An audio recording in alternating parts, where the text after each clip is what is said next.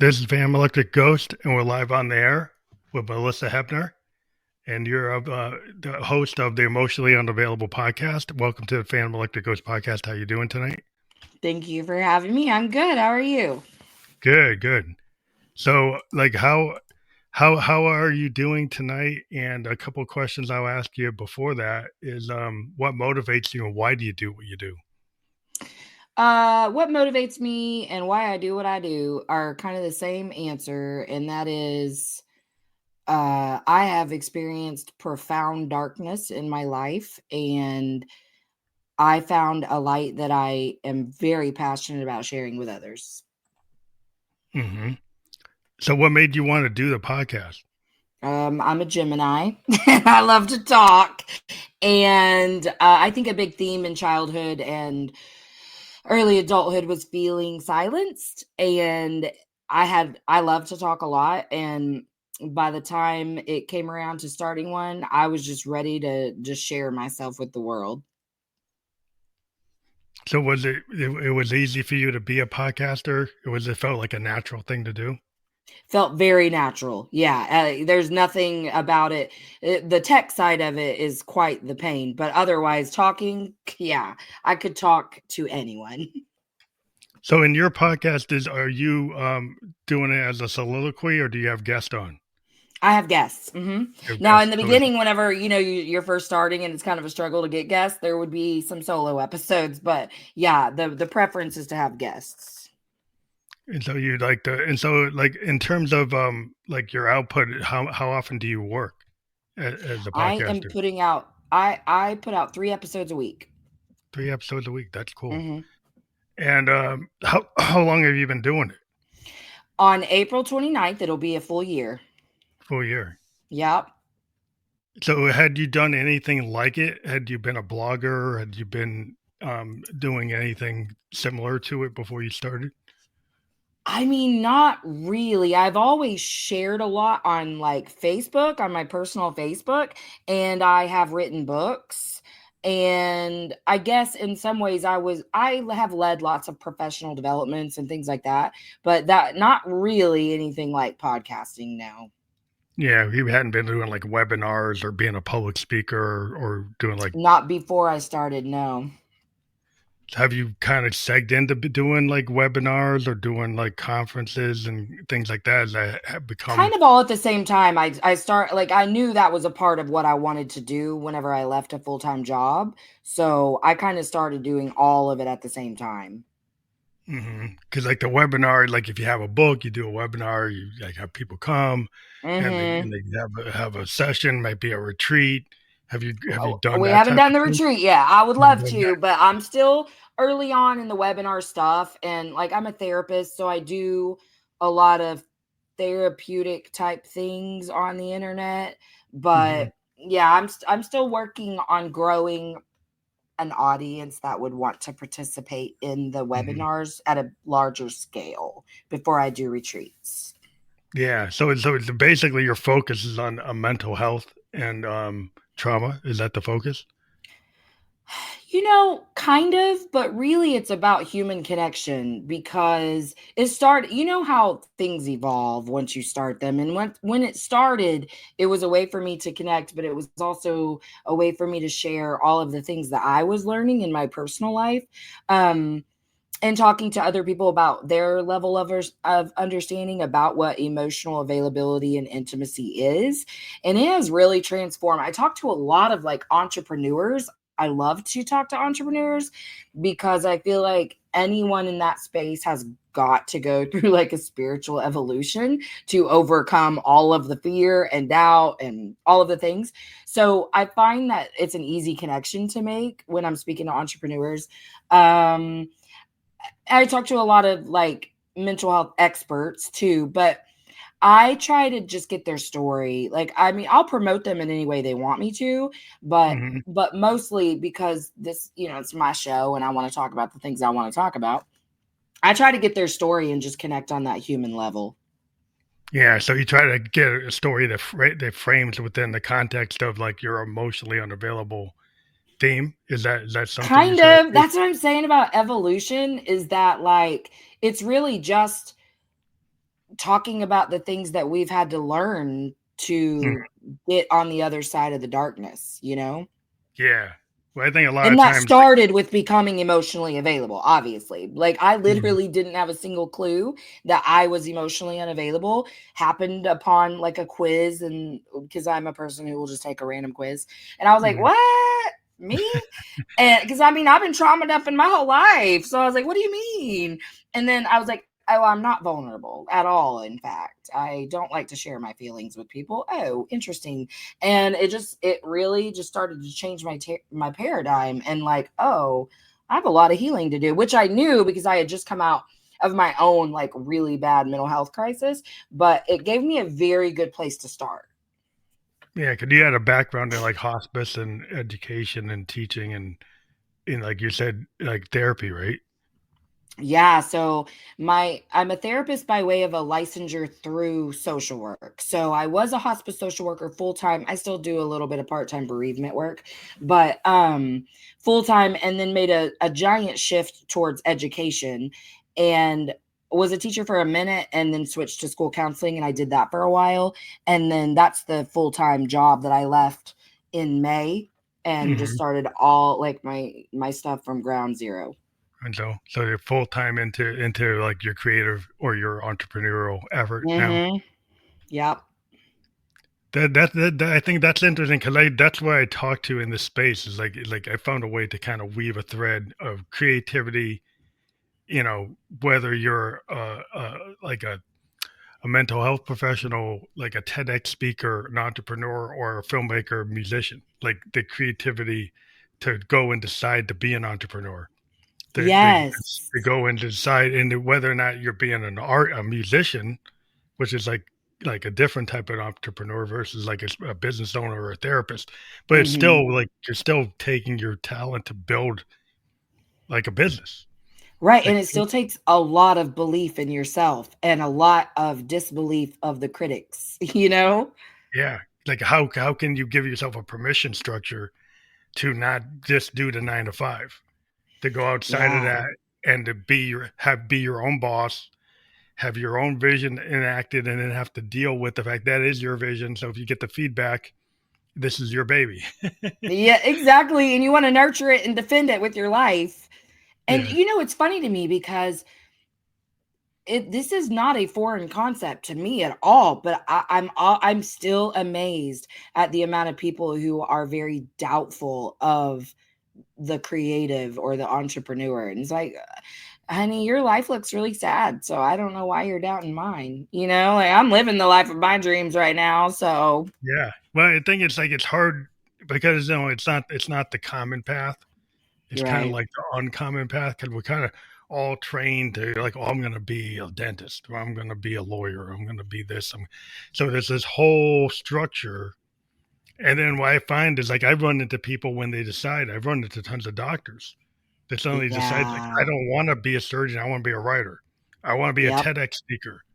I want to be somebody that's doing that seminar, right? And it has nothing to do with my training. I'm like, I like maybe I made that decision because people maybe feel that doing that job was me, And that but it that was was, the only way I was worthy of love and belonging. yeah, but it wasn't Yeah. them. Right, right. And I mean, I say a lot like it's really not my credentials that make me really good at the things I do. It is truly the fact that I have experienced a lot of different things and I'm just sharing those things. But I'm sharing on a level of just like basic humanity. Like this is the stuff that we're all going through. Well, I think it's like oral history is like how people learn. And Yeah. if you go back in time, like I'm part Cherokee, and like the oral history of the Cherokee, like whether or not you didn't have a PhD, you didn't have a degree, you just handed down your tribe, your family truth, Mhm. like Exactly. the lessons you learned, and it's legitimate because you experienced it. Absolutely. Absolutely. Primary source, right? Yeah, it's like so that in itself is like when people forget, like learning comes through that oral history of listening to your uncles, your grandpa, your great grandpa, the family friend that went through a story and they tell you those stories. That's how we experience things. We read books, we watch things, but like human Right. communication, that's what this whole thing with the podcast is the fact that Absolutely. we can have these long form communications with people around the world and connect like we're sitting next to each other and be able to actually convey like a life lesson. Like I'm going to pay it Right. forward. I learned this about myself. It's like, oh, I see that in myself. Well, Yes. I can then he was like, oh, but I'm not the only one that feels that way. I'm not the only one affected by anomie or or affected by the fact that Mhm. my father told me I couldn't do it, and I believe Absolutely. that. Mhm. Yeah, I mean, to that point, I have had so many people, like, the feedback be, it felt like you were reaching into my soul and seeing places that I have hidden from everyone, because I understand the things I think and the things I feel are not unique to me. This is a universal issue, and I'm putting a name to something that was otherwise just vague and unknown and a little scary, because, like, where did that come from, And I was doing a live with my friend Natasha today, shout out March Music Collective, but we were talking about how everything that you do with your voice is a form of music, and how Mhm. music really imprints, and you learn and experience things differently when you're using your voice. And there's a reason the words, like the phrase speak life, exists. Like, when you speak it, you are bringing it into the world, and that power and magic are not lost on me. And I feel like that's one of my gifts. Yeah, that's how you actualize. Like, and I tell people like when you're a musician, like vocalists, their voice is their instrument, right? Hmm. And so, like you people look at well, vocalists are just as dedicated as any person playing the guitar, violin, keyboard, whatever, because they be able to control your voice is like the command of your instrument because it is your instrument, and Absolutely. and it's how you connect. Like when people hear the lyrics to a Oh, yeah. song, the audience like takes their own experience and imprints that with the lyric, and everybody has their own individual experience. That's why music is so powerful because it speaks to everybody. Even if the Yep. songwriter wrote about X, you see why because Yep. that's what you experience, but you feel it, and maybe there's some commonality, but like you get that recall, you get this picture in your mind when you hear the song, Right. And, and like, a and it's feeling. almost sad if they tell you what the song was actually about. Like, if you hear, like, the semisonic with Closing Time, I was devastated to find out what that was really about. I mean, I liked it because it's a sweet story, but, Mhm. like, it was not about, the boy you wanting to take you home, taking you home. Like, that was Yeah, not what it was about. But I was like, yeah, what? I mean, it's beautiful. It's about him having a baby, but, like, they kind of ruin it when they tell you what it's really about. yeah. It's kinda good to let it be. Yeah, Uh, sometimes Dylan would say, like, Bob Dylan would say, "I'm gonna let the audience kinda interpret it," 'cause mhm. he had very specific things that he was doing, but he would tend not to, like, wanna dive into it. Like, people would Right. ask him about it, he didn't wanna talk about it 'cause, like, the audience owns that now. That's Like, I exactly wrote right. Yes. Like, and I feel like anybody who, but I think that's the scary part too. I think that's the part you have to get over, is the fear of, once it leaves me, it isn't mine anymore, and they get to do with it whatever they want. And I think yeah, I can see where the fear in that could be too. So, yeah. for Well, sometimes me, you wanna that was a control. hurdle to jump. Like, it's fine. Yeah, well, some people wanna control, they wanna control the Uh-huh. like, if you get a person that's like the film director that wrote the film, produced the film, they really wanna control that vision. So they Exactly. don't have anybody else doing those roles, they're doing their so they have very, very specific focus where other people wanna be on a team, and Mhm. they wanna Mhm. get, they a lot of different inputs on it, and they're willing to Right. listen to somebody else, and other people are like, "No, this is my vision, this is the way it's going." Yeah, I mean, and that's kind of how I am on my podcast, so I kind of get it. But, when I'm just putting out like a video or whatever, um, actually, I guess that's a really good point to make. Is that is why I had to decide, like, no line between any parts of this identity. Like, I am exactly who I am in front of a podcast guest, in front of a podcast host, my children, my husband, my therapy Mm. clients, and my friends. Like there's no change. I am Well, you, exactly you who I am. got a The only stage, difference is like yeah, but I'm not saying the F word every other word on your show, but typically that's I would do that with anyone. So like, yeah. I had to decide like I don't want to keep up with multiple identities. And that was a part of my journey anyway, is really stepping into my authentic self and not being afraid of the way I was being perceived by others. And the show has helped with that just because being so honest on there. Cause sometimes because I'm not live. So sometimes I forget people actually listen to it. And I'm like, I said what I said, I'll stand by it. Yeah, it's kind of like the stagecraft. A lot of times if you're a musician, you have your stage self, and actors, like they'll have that character that they're playing. Mm-hmm. But like some people, like when they do a show, it's like it's a stage self, right? Versus because it's more theatrical. Right. And then actually is that person really the way they present on their show, or is that a different person because that's their stage self, But I think yeah, I think that's why the podcast space is getting people feel it's very authentic and they like it because Mm-hmm. they feel like they people aren't doing their stage self, like they feel like Exactly. that they're actually got their vulnerable, that it's not an infomercial, that Exactly. it's something that they're from the heart. They're telling, they're not sugarcoating it. They're telling you what it is. Yeah, exactly. And I work really hard to just be me. Yeah. So when you went through your life and you want to pay it forward, like you've gone through trauma and you like childhood trauma. I don't know how much you want to talk about. Like what lessons learned are you bringing to the audience and what you do? Like have you found a way to kind of tell the story and pay it forward? Um, I think just organically when in a conversation with anyone who's gone through any sort of healing journey or a spiritual awakening, I think what I found is that our narratives are not any different. And if you uncover it, we're all saying the same stuff to ourselves. And I think helping people see, especially if they were somebody who was really used to like minimalizing and trivializing their experiences and are really used to just like telling themselves to rub some dirt on it and walk it off. Hmm. Um, I think getting people to understand that their experiences matter has been really pivotal and very helpful for others. But I think in terms of lessons, I think my biggest lesson really was to understand that pretty much everything in my life was driven from a place of self-hatred and shame. Even in times when I wouldn't have said I don't like myself. I mean, I thought I really liked myself.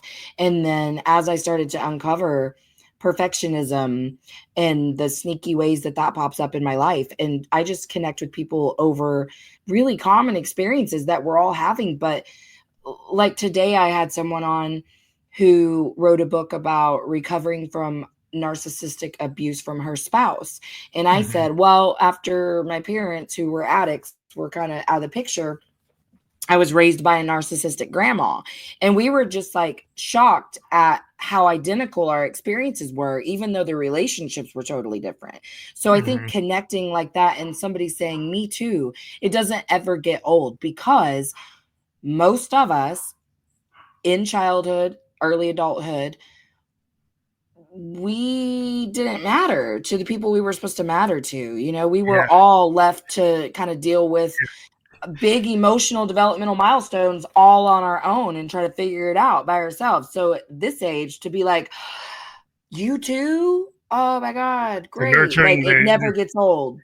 assume like it would assume parents are supposed to nurture and they know how to nurture. Right. And it seems like, people seem to think that, there's no training to be a parent a lot of times, right? Mm-hmm. People assume that when you have your child or children, that you're going to do the right thing, that somehow you Mm-hmm. naturally know when there's everything in life you have to kind of be trained for. So one Right. thing, like we're not training people how to be good parents, right? We're not teaching them the lesson. They're assuming that it's some kind of automatic thing. But the evidence would show from when we are on a podcast and you talk to people that it's not automatic. That there's stuff Right. that people To don't know. anyone. Yeah, they don't know, and they didn't. They passed on bad traits or bad behaviors because they don't know any better because nobody ever showed them anything, or they're just repeating what the previous generation did. Absolutely. I mean, that's the reason it's called generational trauma, you know?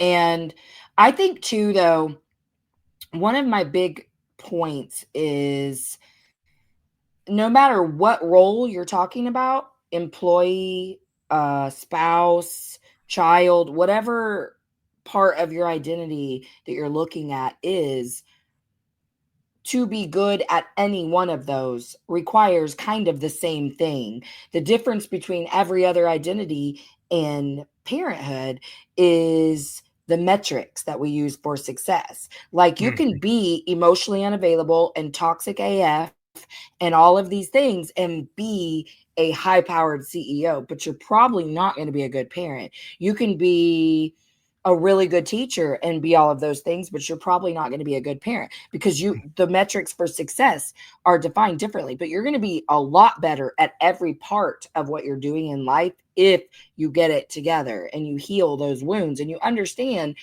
what created them so that you know how to move forward, and you'll know like, oh, the world's not necessarily out to get me. My perception was changed, and that's the way I've been perceiving things. And I can just as easily say everything works out for me and become a totally different person. Yeah, it's like the perfection trap you were talking about. That a lot of people spend so much time. I always say something from a musical point of view. There's no bad note. There's an opportunity, right? Oh, yeah. So, like in modal jazz, the idea is like if I hear a wrong note, then the other guy will actually pick up and actually change the song to match the note.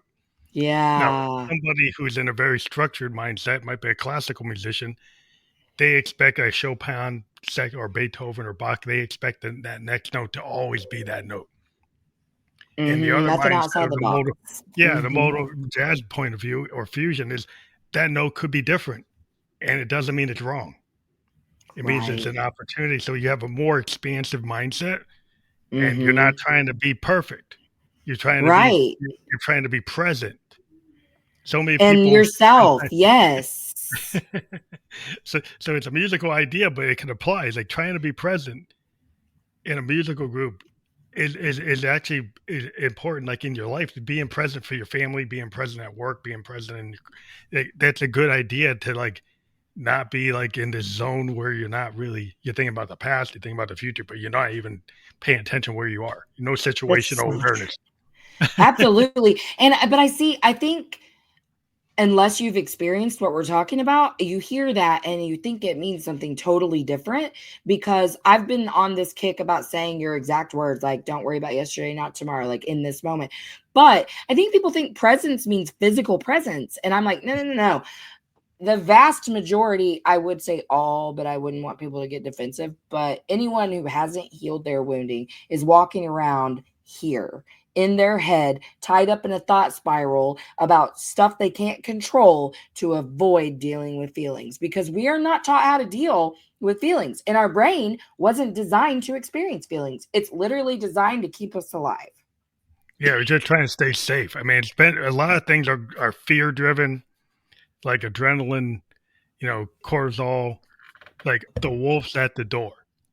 So if Yes. everything's and then in the modern world, it's not the wolf at the door; it's the trigger. Like somebody cut you off, and it's the trigger. Yes. Somebody said a word, and then you go off.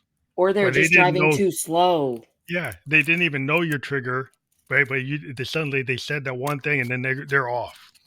Yeah, They're that they're, was they're actually me. I used to live in that place 24 hours a day. I'm so serious. Like very reactive, always in a state of hyper arousal, feeling like I was unsafe all the time. I'm hmm sorry, I'm having terrible allergies today. Oh, sorry for that. Yeah, it ends up happening. Well, in New Hampshire, nothing's going on here yet. Oh, It's still cold out. We don't have anything blooming yet, but it will be. oh, it's bad here. But yeah, it just seems to me that like that safety thing that people, and Mm-hmm. sometimes you'll stay in the thing that's like the thing that's like you could be in a very toxic situation, but you're familiar with it. You're Right. familiar with the toxicity, and you're scared of being in a place where there's no toxicity because that's the only thing you know. And if you Right. go to a place And where it's not there, then you don't feel comfortable. absolutely. And it's so weird. You can know that. You can know logically that that's what you're doing. So I like to go even further than that because I like to couple what I know about our brains and our subconscious with what I know about wounding and healing those wounds and how to deal with emotions. Because I feel like a lot of us are spiritual bypassing and we're doing a lot of the listening to Tony Robbins and taking that in. And there's nothing wrong with that, not a darn thing. But you cannot get to the place where you actually integrate all of that without understanding why you weren't thinking that to begin with. Mhm, What prompted you to have all that doubt and all that fear and betrayal and neglect? What caused you to not just be a person who believed in yourself? Okay, well, you got to trace that back because the next time that comes up, you have to be able to say like, "Oh, okay, I was feeling more rejected there," because there's a big difference between saying I'm feeling rejected and you just rejected me. Like I mhm, understand the responsibility is mine. It is my perception that creates my reality. So mhm. somebody can say something and yeah, it's going to feel like rejection. That's not how they meant it though. So I have to understand like, oh wow, that kind of hit me in that And you get to rejection a place space. where you can process it without going to Absolutely. 0 to 100, you know? Absolutely. And Yeah, and that's then like you just identify it and then you can go into the mindset shift. You have to touch on here, what did it feel like? And then like, oh, mhm. okay, I got that. And then I can shift and go right back into what I know to be the truth? But kinda like, you gotta have like, a lot of times in the arts, like, we got our 10,000 hours or in practicing a bass guitar, like, or Mhm. an athlete practicing that play. So it's, like, just automatic. But people don't think about, like, 95% of your brain is, like, subconscious and Mhm. 5% is conscious, and you can actually start to affect your subconscious behaviors, but not if you don't, like, have a looking glass self, like, look in the mirror assessment. If you don't Yeah. go back and, like, think about how you could retrain your triggers and think about Mhm. things, like, it takes work and it's not automatic, and some people think, "Oh, just suck it up."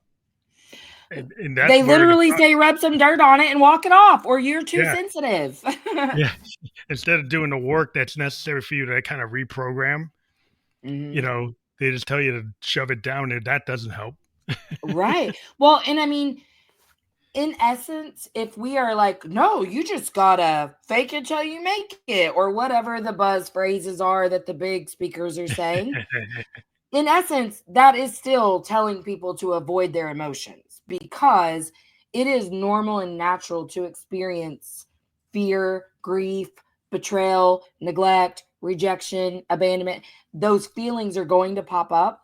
You have to deal with them and then go, oh, yeah, okay. And now I remember who I am. I just, I had a moment and I dealt with it. And now I can release it because I have used all of these tools and built a really extensive toolbox to be able to let something happen and then release it and then move on with my life. I mean, I spent every minute up here fighting with someone all the time. Yeah, it's kinda like, if you gotta learn to be able to shake it off and then have a recovery routines, like, Mhm. an animal that gets away from a Yeah. like, something's chasing a deer's getting chased by a cougar or something, Mhm. and then kinda gets away and it will shake it off because it was a Yep. very stressful thing. You gotta have a way to shake that off. Physically, it'll kinda shake it off, but, like, how do you mentally do that? How do you do that, without the physical action? How do you retrain your brain to not kind of put something in a bad loop? And if you get in Yeah. that bad loop, then you're not making progress. You're stuck in the loop. Yeah, and that loop goes backwards, like it's the thing that I realized after coming out of the dark was like I'll really hurt my own feelings a lot because Mm. I was personalizing things that weren't personal. And I mean, I get it. Like, I'm always saying, like, this is my world and everyone around me is just living in it. And this is your world and everyone around it, like, we're just colliding a lot and trying to figure out how to, like, unify our worlds and our experiences. And I get that. And I'm just really okay with the fact that I am so human and I'm going to make a lot of mistakes, a lot. And I do make a lot of mistakes. And I'm also okay to extend that understanding to others and understand, like, you had a moment, you did some real human stuff just now, okay, that's fine. And I think that the more that we are, like, able to have compassion for ourselves, we can have compassion and understanding for others. But we do a lot of talking down to other people just to dismiss our own discomfort or our own judgment of self. We do Yeah, so much dismissing others because it a makes lot of us feel projection. uncomfortable. Yeah, Oh, sometimes we do a lot of everything is projection. projection, Yeah, a lot of times everything. we put, like, the thing that we're the most scared of, and we put it on somebody else, or the trait that we're most, alarmed by. So this other person has that. Yeah, This other I'll tell you person is. this, you're not going to find a single thing that you're irritated about that you don't also do, period. Yeah. It took me a minute to kind of, because I was testing a theory, so I started looking at the things that were making me mad, and I was like, I bet I do not do that. And then I do it. Okay, I do it. But That's that's what. how you can start to, like, love other people so deeply, because you can love yourself too. And actually, you have to love yourself first. But when I Yes. started to extend forgiveness to myself for the things that I was very clearly mad at myself for and carrying shame around for, then I was like, yeah, I mean, I do that too. I guess I can understand why you did that. None of it's as big of a deal now. But anytime I'm finding myself to be irritated, I'm like, I do that too. Yeah, it's that permission structure for your own. Like, you gotta give yourself permission to love yourself Yep. before you can love anybody else. Yep. If you never get to that, if you don't do that, look in the mirror, it's like, hey, the problem is you don't love yourself. You Yeah. kind of have a lot of self hate. You're like self-loathing. Mm-hmm. You're not recognizing, like, the flaws that you see in other people are your flaws, Yep. right? And then you're blaming the other, and it's you, right? And until you can understand or forgive your own thing, or get understand it and figure out, like, how can I not be triggered by me? Yes, You know, exactly. Because everyone in front of you is just a reflection of your projection. They're just showing you exactly what you're putting out in the world and don't even realize. yeah, that's a whole thing. And then there'll also begin the vulnerability to actually address your mistakes or address your feelings, and know that, like, you can't be perfect. And Right. in the arts, we run into people today because we got a big problem with all these tools. We got all these digital tools as a musician that can make me sound perfect, can actually make it better than what I actually physically could play. Right. So then, like, sometimes, like, you got to go back and say, you know what? If I actually just play it myself by hand and not put it in the computer, it might not be perfect, but it actually gonna sound a lot better because it sounds like a real person did it. Right. When a real person does it, there's gonna be micro errors in it, gonna be Mm-hmm. timing errors in it, but it's gonna have a feeling, and it's gonna be me. And trying to Right. convince young musicians that doing it that way is actually more, rewarding than spending there all night trying to make it perfect, because then it's like, "Oh, I don't wanna hear that." That doesn't have it it Where's the has no appeal. flair? There's no Where's f the appeal. pizzazz? Yeah. There's no appeal to it because it doesn't have the human trait, which is like, just have the machine do it. Right. I'd rather What's have the a point in human do it. making music if you're just gonna have, AI come fix it? Like, that was you, man. Like, every ounce of what you poured into that matters, whether it was perfect or not. Yeah, man, everything you hear, like, a guitar player do when they're doing their solo, that you go back and listen to stuff in the '60s and '70s. If you're gonna be a music critic, you can find the errors, and Right, of music course. teachers, professors will go and tell you where the errors are. But it's Mhm. like, would you get rid of that? And most of the time, the Right. student's like, "No, I wouldn't get rid of it because that's what makes it." Exactly. No, I totally agree. And I think that's what I like too. Like, well, I kind of when I started my podcast, I knew that I battled perfectionism. And so I was like, well, perfect is the enemy of good. And the essence of the show will be really good, but I'm gonna have to like accept that these early episodes are kind of trash editing and sound. You know what I mean? Like Yeah, I wasn't gonna wait until I had it all figured out. So I was yeah, literally learning in real time. Those early episodes were rough, and that's okay. But I still occasionally have some issues, and I just clean it up the best I can with the tools I have, and then I still put it out because honestly, it being so terrible with the sound and the tech in the beginning actually gave me full authority to go ahead and just be me. Like, there's not a single polished part of my show except for the intro that I recorded in the very beginning. It's real clean and sounds sweet and whatever. Everything else is literally, I mean, I try to keep as like most of what actually happens in the conversation in. Like hmm episode I released today, he was recording in his car, his earbud falls out, all kinds of stuff happened, and I left yeah. it in because that was But that's that was real. part of that That's life. connection we were making. Yeah, that's the thing with some editors. I run into these editors because I decided a long time ago to do a live podcast, and when I Yeah. first did these, I mean, I'm at episode like 1,206, and Good God. I Good I job, man. I decided, at first I did these ones that were heavily edited, and then it's like, I'm a musician, and when I play, I kind of play in a fusion modal, improvisational way. Yeah. And so I said, why not do what I do as a musician as a podcast? Why don't I actually do a live podcast and just let it be?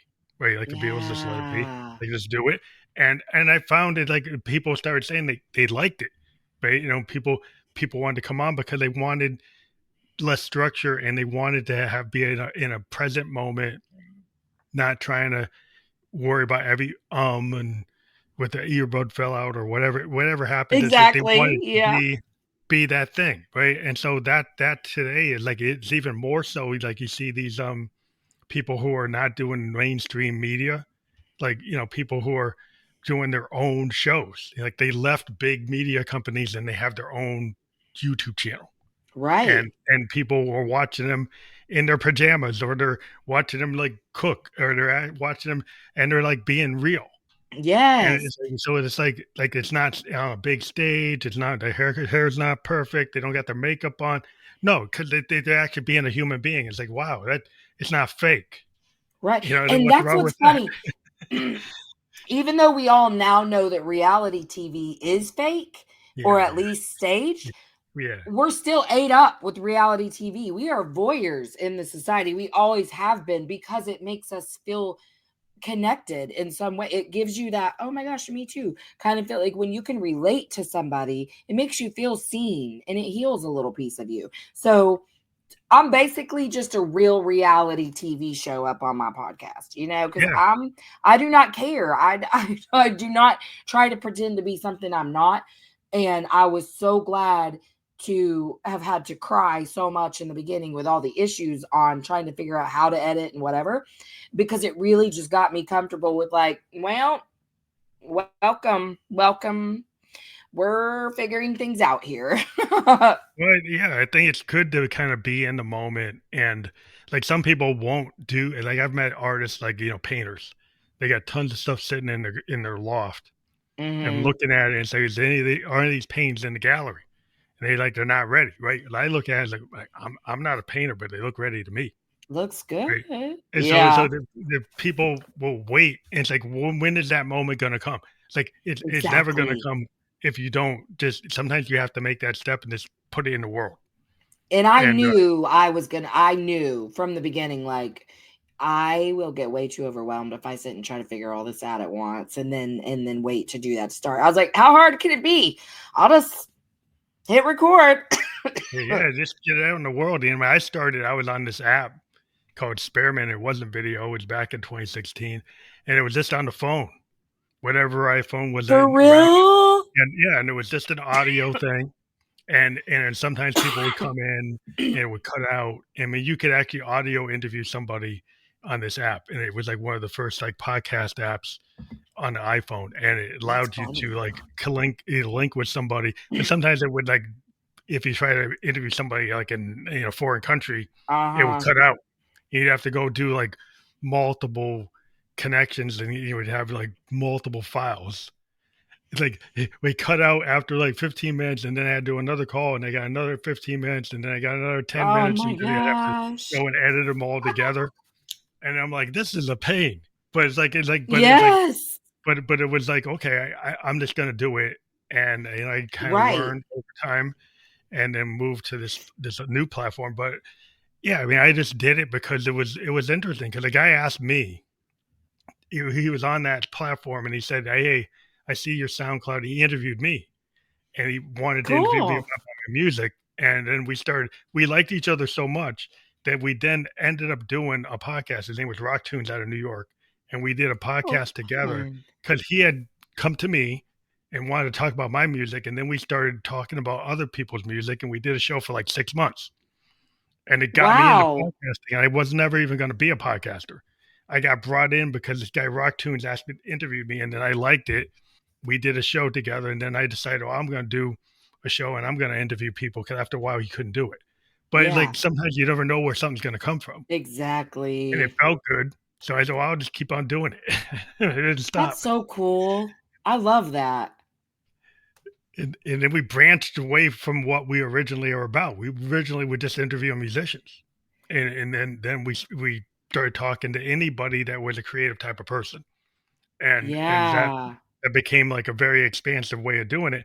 And we still talk to musicians. I have musicians come on all the time, Sure. but I just felt like I just like if people were telling me, oh, you should be narrowly focused. You shouldn't have different topics. You should, if you're just talking to musicians, you should only talk to musicians. I'm like, okay, that's your advice.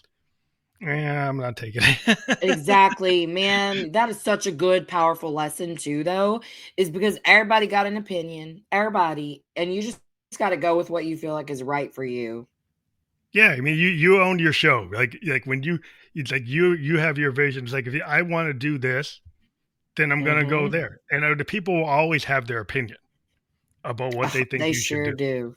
They If sure do. you know what feels right, so you do. Like if you're a creative person, you do what you feel is your lane. Like, and if I got multiple lanes, I'm gonna be on multiple lanes.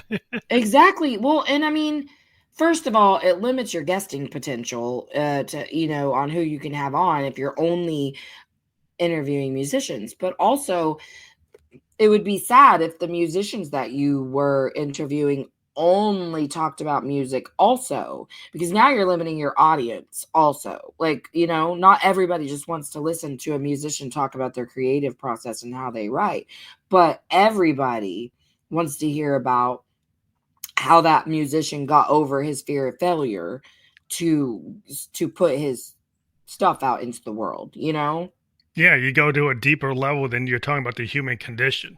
That's Right. exactly So if right. it becomes like this thing, everybody has a sense of creativity, or maybe they don't. Right. And we're going to talk about why you don't feel that you have that potential. Right. Or why you feel that you do have it. Right. And so we Hmm. can go and frame that across multiple disciplines, from like the doctor to the Absolutely. lawyer to the actuary to the like the accountant to somebody's just a stay at home husband, stay at home wife. Is like anybody. You think anybody has a story, then becomes like, the guy people who do documentaries about stories, and they tell these stories. Right. Like Right. I document the human condition, and, Yes. and then I have my flavor. Like you have your flavor, emotionally unavailable, and then Hmm. you in the context of the lens. Like a filmmaker has a lens, director has a lens. Is like, hey, this is my style. Spielberg has his style when he does his Right. stories. He goes through it. He has all these different stories, but he has a certain way of telling it. Right. That's his choice of how he wants to frame it. Hmm. That's your choice on your show is like how you want to frame it. Yes. Absolutely. And I mean, like I said, most of the people giving their opinion don't really have any Why they do anything. firsthand knowledge of the situation. Like, it's not other podcasters that are giving me unsolicited advice, but even solicited advice, sometimes I'm like, Yeah. I don't know about that. Like, I don't know if I'm gonna But do they're not that. in your shoes. It's yeah, yeah. A lot of people like you like people like haters. Like we Uh-huh. musicians, we get haters all the time. It's like I hate the song. Okay, well, hated it. What does that tell me? Right. Versus somebody comes and said, well, a bass line could be more interesting or it's too repetitive. You tell me something that's constructive criticism, I might listen to you, right? You tell me Mm-hmm. that you don't like this element. But when you just come and say, I hated it, well, what does that mean? What it's like that's your opinion? Like, I can take it, leave that because you didn't tell me anything. Well, that and people who are so sure that their opinion is the only one and the last one and the best one drive me nuts because if you were to line up 100 people, not all of them are going to say what you're saying. So who do I listen to? Me, Yeah. not any of you. But I've known people like that in my life where they're like, girl, you don't want to wear that. Says who? First of all, I felt good in it. So isn't that the whole point in Yeah, wearing it's what we your want to style. wear? Like Yeah. if And I wanted to be also, you, you I'd like dress like you. weird. Exactly. Exactly. Like, I don't like the clothes you wear. Like, that obviously we have different styles. Why are you pretending as if your opinion holds more weight than anybody else's?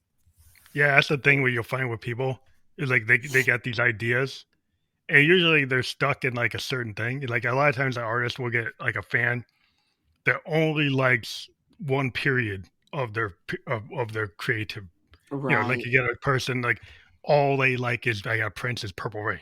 They don't like Right. anything else he does. All they want is Purple Rain. Well, Prince used to run in guys like that, and I actually met Prince at Paisley Park one time, and Right he said on. like tonight I'm not playing Purple Rain. And like to me, a true Purple Rain, a true Prince fan would be like, I don't care. I'd like play something cool. And then you get these other fans who are like, oh, whoa, I can't believe he's not going to do it. It's like, well, this is his house. If he doesn't want Oh to play it, man. why don't we listen to what he wants to play? You're making me feel bad because I did that at a Counting Crows concert because they didn't play round here. Well, artists sometimes they get stuck in that. They kind of that becomes like an albatross around their neck. I understand the fans want it, but like sometimes that's a hard thing. Is they don't Like, we always were want like to play. round here. They don't always want to play their No, I number one. totally get that because I would be annoyed too if I had a crowd and they were trying to dictate to me how to run the crowd. Like, that would be Yeah, frustrating. But like, I don't know. On the flip side, and the artist knows this, that the people who connect to your gift are really connected and it means something to yeah, them. yeah. So you build some expectations around that. But I mean, I wasn't rude or anything but I was really upset and was like, I will never go to another Counting Crows But concert. it's always the dichotomy because there's like a lot of artists will kind of like live with it. They live with the fact that they've got these hits. Mm-hmm. If they play concerts, they got to play certain songs. Yeah. There's certain periods in their life they might be at this period where that song is painful for them to play, Right. and the audience might not understand that, and then it's hard, right? And there Yeah. were periods like for certain artists like they did not want to be stuck in that loop, and Yeah. then the fans would get ticked off. But then later in life, they like okay, they played it because they got Right. beyond it and they were able to handle it. And Mhm. it's kind of understanding where people are, and sometimes Yeah. people don't know like where that artist is in Yeah. where they are that day. That's why they didn't want to do it. But it's like, But well, our maybe if they shared with their audience some ounce of vulnerability, not that they owe anyone that, and not that everyone would receive it well. yeah, Uh, if you actually you explain know, to the crowd what's going on, when Eminem said that he wasn't going to play cleaning out my closet anymore, I was like, okay, I feel you, Eminem. You don't want to talk shit about your mama no more. Okay, I get it. I get it. yeah. Sometimes they stated like you'll read it like Rolling Stone or the Spin. Exactly. They'll say what's going on, and Yeah, it goes like, on. yeah, maybe don't say it at the concert, but put it out there so that the people going don't have their hopes up that the encore is going to be round here. Yeah, I was devastated. I was yeah, devastated. I was like, what? That's it? No round yeah. here? Every But one of it's us like were I looking said, at each other dumbfounded. but it's like you said, because like once it gets out in the world, they own it. Like the audience Yeah. owns that Yeah. content, and so that's the obligation of being out there once because there's some people that just have a one hit wonder. Uh-huh. and the only song they have, that's the only thing they got is that one song. Right. And then they're relegated to playing that like all the time, everywhere they go. And that is really it is like the albatross around your neck. It's like I've run into artists that run into that and they were like, it actually feels damaging because they Oh, can't that get out of they sucks. actually have a bunch of other stuff and people don't Yeah. want to hear it. Yeah, but I mean, that happens to actors too, like, Yeah, who they get have been in the pigeonholed. same role. Yeah. Yeah, they keep on doing part 5, part 6, part 8. They're doing the same role over. But that's like you get typecast and then you're stuck. Yeah. But I don't think the world needs any more Fast and Furious, but I could be wrong. That's okay. Yeah, Keep like on putting go to them out, number baby. 10. That's He's fine. number 10, 11, 12. People want it. Like Star Wars, we thought it was done. I'm a child of the 70s, and there was that Yeah, period when there was no Star Wars. Like it ended with the 3. And then they come right. back and now we got too much Star Wars. We got way too much. We got way too It's like now much. it's a There's period so where there was many things nothing. like that. Yeah. There's a I'm always period where like, there was stop going so they'll quit making them. There's a period where it's gone. And like Star Trek was the same way. I mean, I was a Trekkie Oh. when the old Trek was out there, and then all you had was Spock and Kirk, and that was it. And all we had was the reruns. If you like Trek, that's all you could see. And Hmm. then suddenly now there's like how many different Star Treks are there? There's so many as I can't count. It's like, okay, is that really what I knew? Not anymore. Well, and like The Walking Dead, by the time that series ended, I think there were 4 other spin-offs of that show. Yeah, they run it to the ground. Yes, and there's another show doing that right now. I can't remember what it was, but I'm like, I get, I capitalize while the money's hot, I guess. I mean, that makes sense, but I got burnt out real quick. Well, I like to see independent guys. Like I tend to like I've been interviewing a lot of independent film guys that are writing like new things, like Mhm. new films coming out from a low, the lower budget, no special effect. They're more like human stories, Mhm. like stuff films you would see in the 70s. Like there Right. aren't about special effects, about the story. I was like, oh Yes. my god, that's a revolution. It's actually about a story. Yeah. I know it's funny how we're kind of cycling back, and I think that always happens, but I think a lot of that retro stuff is more meaningful to us as we look back and we miss it and we're like, oh, let's bring that back a little bit. Let's bring that back. Yeah, I think that people want what's familiar because they Yeah. want to have some like there's a lot of pain in the world and people want something that makes them Comfort. feel good. Yes. And there's Yeah. like this comfort food, like the Twinkie might That's not be good exactly for what you, I but was it's a comfort. thinking. Mhm. Yep, yep, or that, real cheesy pasta, maybe isn't great, but Imma eat it. Imma eat it every Yeah. time. You get that cheese whiz, they're like, I know my doctor wouldn't be happy that I'm eating this cheese whiz all the time. If they tell me I shouldn't be doing that, but it's like, oh, like I gotta put it on my nachos. I'm like, It's gonna happen. It's gonna happen, yep. but do you have any of thoughts of like doing spin-offs of your podcast? 'Cause I know with a lot of podcasters now that I've been talking to, they do like multiple different types of podcasts. Have you ever thought of that? You just want to stick with your theme?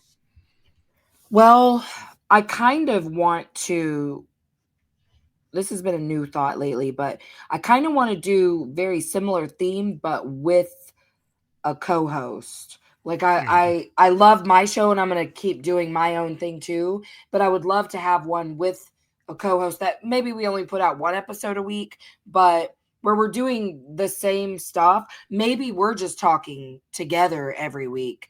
Mhm. But I yeah, I've been really feeling pulled to add that on, but it's more like I know so many like phenomenal people that I haven't decided who to ask. Yeah, yeah, that's a cool place to be because I miss when I went like I said when I was with Rock Tunes and we were doing a very music specific show and Mhm. he couldn't do it anymore and then so I would love to do that again because I do have this kind of I do like that when I talk to those type of people so it would be cool to have like a two host talking to bands. Right. 'Cause I do like talking to musicians because there's something about that I'm into, and I always kinda weave it in. But Sure, yeah.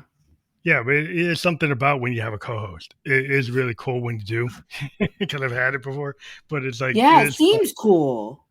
if it's fun because you have this. It's not just you. It's like it's this team, and then you get this kind of it's like when you have a duo, like Hall and Oates. It's like Yes, and when Ackerman originally I Brothers. asked a friend to start the show with me. I'm glad she said no because now it's turned into what it has and I'm so happy with it. Like that definitely worked out the way it was supposed to work out, but I only didn't want to do it by myself because I didn't think I was interesting enough.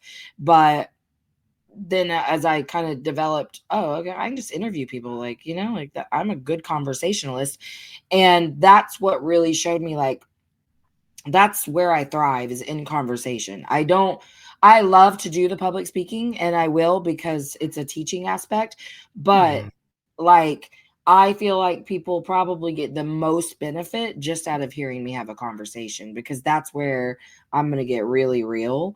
And I think having a co-host on a different show, because I want to keep my show what it is, but I think Yeah. having a co-host on a different show, just like, I don't know, it's just better. Everything's better with a friend, you know? Well, yeah, it's kind of like when you see these radio morning programs, and they've got Yes, yes. the multiple hosts on. Sometimes they have 2, 3 people. That's Sometimes what 4 I people. wanted originally. Yes.